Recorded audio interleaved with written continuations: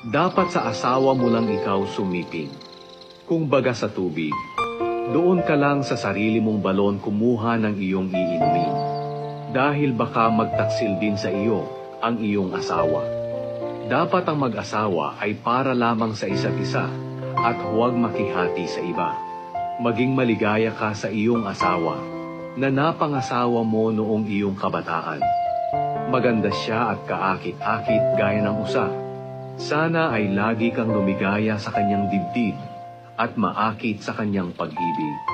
Anak, huwag kang paaakit sa malaswang babae o hipuin man ang kanyang dibdib, sapagkat nakikita ng Panginoon ang lahat ng iyong ginagawa. Saan ka man naroroon, tinitingnan kanya. Ang masamang tao ay bihag ng kanyang kasamaan, para itong bitag na huhuli sa kanya. Maliligaw siya dahil sa kanyang kamangmangan at mamamatay dahil ayaw niyang itinutuwid.